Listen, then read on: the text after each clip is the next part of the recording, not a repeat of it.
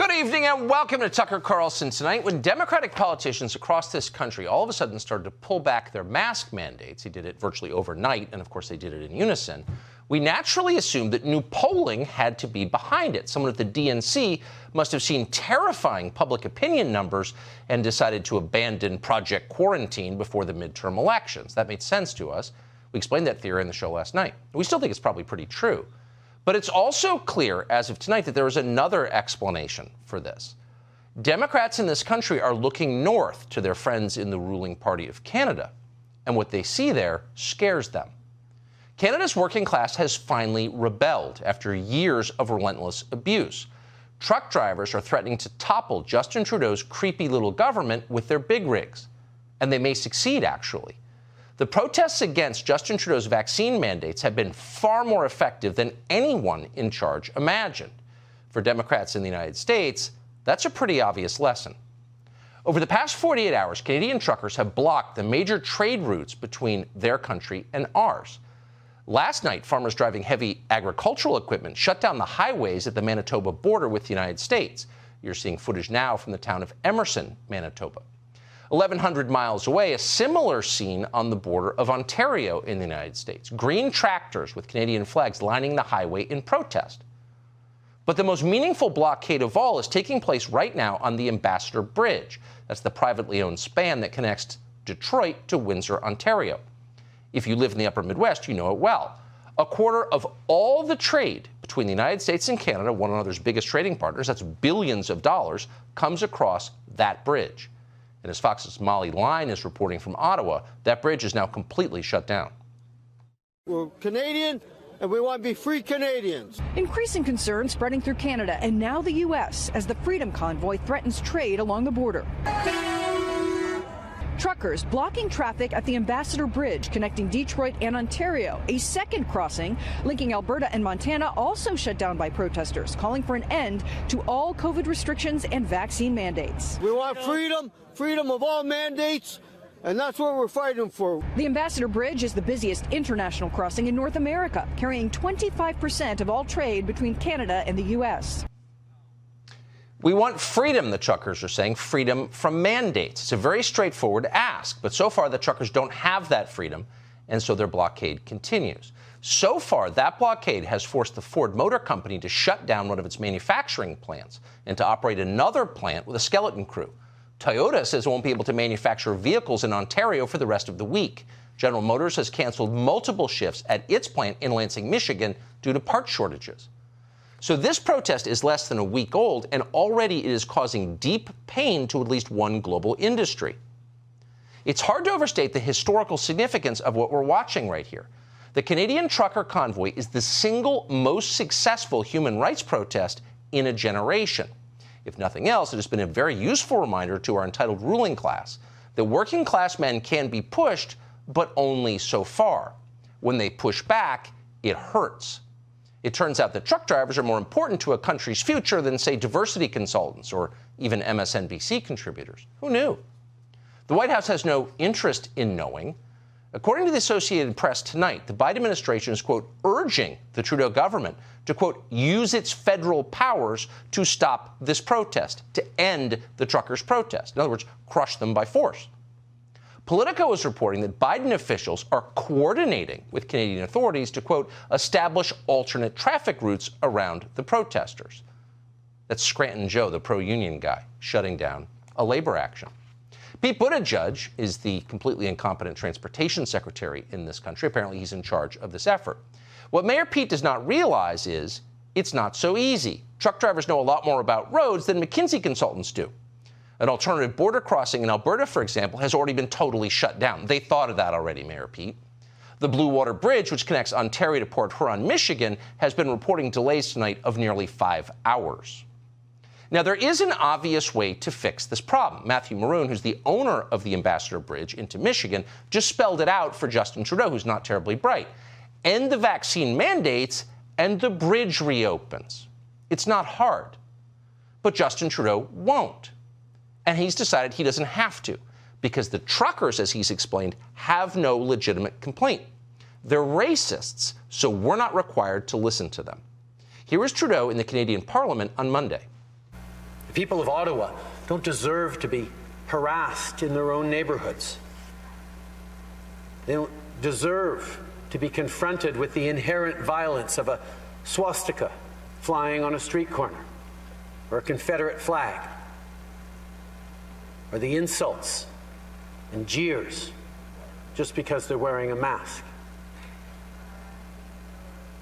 That's not who Canadians are. Oh, so they're not even really Canadians. They're Nazis. So you don't have to hear anything they say. They don't even belong here. Maybe we'll intern them or expel them. Trudeau's state broadcasters have been repeating these lies over and over and over again for maximum effect. Pravda parroting Brezhnev. That's what they do. What's striking, however, is that the media in our country claim to be independent, but they've been doing the very same thing. Watch. Some of the organizers of this protest, which, as I mentioned, started more than a week ago, they do want to overthrow the government. Canadian officials calling the situation a, quote, nationwide insurrection. The police chief says COVID protests are a, quote, nationwide insurrection driven by madness. A nationwide insurrection driven by madness. And just think of the language. I know it sounds familiar to you, right? A threat to democracy, an insurrection, sedition. The police say that they are under-resourced and they are overwhelmed. They have said that this city is under siege. It's not just truckers. There's a lot of, I've heard there's QAnon supporters in the crowd. Residents that I have spoken to who say they feel terrorized, intimidated. It's a cult. There are QAnon supporters in the crowd. It's a cult. They're Nazis and they're crazy. Insurrectionists on the Edmund Pettus Bridge. Imagine. Now, they're using these smears because typically they work. Just dismiss these people. Don't listen to them. They didn't go to college. But what Justin Trudeau apparently didn't count on is that a handful of independent journalists are committing journalism inside Canada. And a free press works. That's why we have it, or did. So instead of repeating state-mandated talking points like their journalists do and the morons in our press corps do, these independent reporters have been broadcasting hours-long interviews with the truckers themselves, in their cabs, totally unfiltered, so you can decide what you think. You can actually make your own judgment about reality. So you watch these streams for just a few minutes and you realize that these truckers, whatever their faults may be, are far less odious and much harder working than the journalists and the politicians who call them Nazis. Here's one 24-year-old protester who saved up and bought his own truck. He's an owner-operator now. He's losing hundreds of dollars every day because he's no longer working, but he says it's worth it because he's more concerned about human rights than about his own paycheck. You decide. I agree with freedom of choice. So people should be, if you want to wear a diaper over your face, hey, go ahead, you know. You can wear a face diaper if you want, but why should I, because of your fear, I got to wear that garbage on my face, you know. Been doing that for 2 years. They said 2 weeks, but it's turned into 2 years, so enough is enough. Yeah, the voice of the working man there. You know how we know he's a Nazi? Because he used the word freedom. Now, that footage, of course, was not shot by the CBC, which is Canadian state media, the most dishonest of all. It was from a live stream on the YouTube channel Zot. It was filmed just after midnight this morning. Zot is run by a man you've never heard of called Matt Garcia. Garcia is one of a handful of independent YouTube channel operators who are doing what legacy media refuses to do anywhere, ever, anymore. Garcia actually talks to people he reports. He's not paid to do this. He's doing it because nobody else will do it. You should watch it. It's compelling because you can hear people speak and you can decide what you think about what they have to say. Here's another protester that Garcia spoke to in the streets of Ottawa. This man says that Justin Trudeau's authoritarian behavior reminds him of the Ayatollahs in the country he left, which is Iran. Watch. I'm from Iran, and I am proud to be between the freedom-loving Canadian patriots. Do you live in Ottawa? No, I came here from Toronto. Oh, yeah? I did a speech on the stage, and I lost my freedom once in Iran by the Ayatollahs, by the mullahs. I don't want to lose my freedom again in Canada. So what's the answer to him? Is he in QAnon? Is he a Nazi? Is he a white supremacist? Canada's leaders have no response whatsoever. They just accuse all these people of bigotry and then they turn away. The protesters are so immoral, we have no obligation to listen to them, because democracy. We all lose when they do that, because actually the truckers do have something to say. And some of them are pretty articulate. Some of them are even eloquent about what they want. So as a public service, we thought you might like to hear it. Here it is. There's nothing extreme about wanting people to be able to make their own decisions in their home that is the best decision for their families. There's nothing extreme about that. No, that's not extreme. If you want to see extremism, take a close look at how Canada's ruling class is responding to these decidedly non-extreme protests. Authorities in Canada are now stealing firewood from protesters in sub-zero temperatures. You're seeing that theft on your screen right now. We're not making it up. Now, that wood is not being used in a crime. They're not using it to rob liquor stores. The protesters are using the wood to keep from freezing to death in February. But Trudeau's enforcers just took it from them. They also seized fuel, which the truckers were using to keep from dying in their cabs overnight. Watch. You take those cans off of that truck. Is that your property?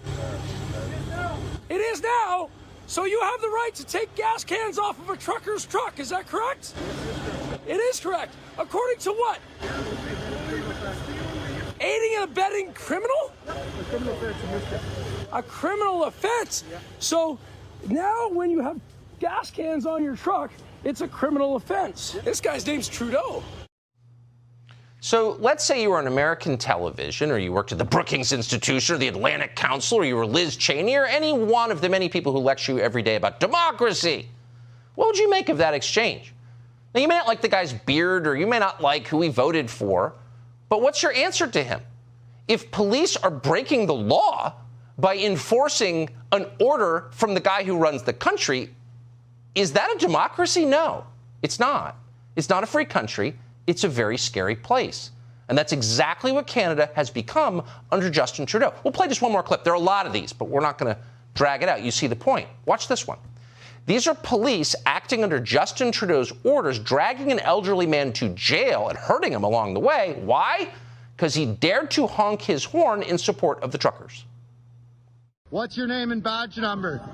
Yeah, you're a soldier. Look, they're hurting an old man, a Canadian citizen.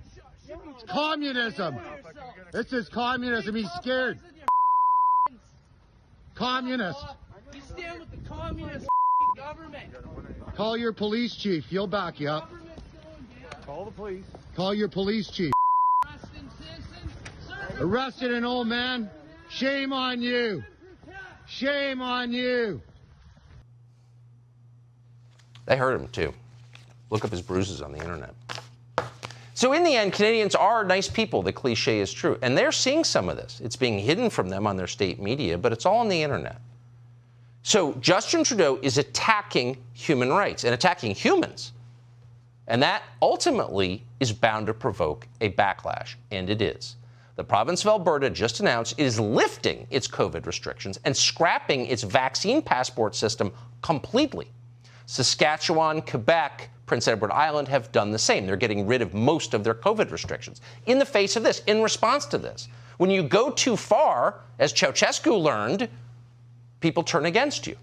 It was just a few days ago that a guy called Jagmeet Singh, he's the leader of Canada's supposedly pro-worker NDP party, smeared the truckers as racist, of course. Quote, those that claim the superiority of the white bloodline. What a pig. It's always the same lie. But yesterday, even Jagmeet Singh finally realized the same old slander doesn't work anymore. So he went to plan B. He went for a federal plan to, quote, exit the pandemic. In other words, he caved in the face of principled human rights protests. That's how that works. Several members of Justin Trudeau's own Liberal Party are now rebuking Justin Trudeau. One of those lawmakers, a member of Parliament called Joel Lightbound, described Justin Trudeau's vaccine mandates as, quote, an attempt to wedge, to divide, and to stigmatize. I fear that this politicization of the pandemic risks undermining the public's trust in our public health institutions. Oh, you think?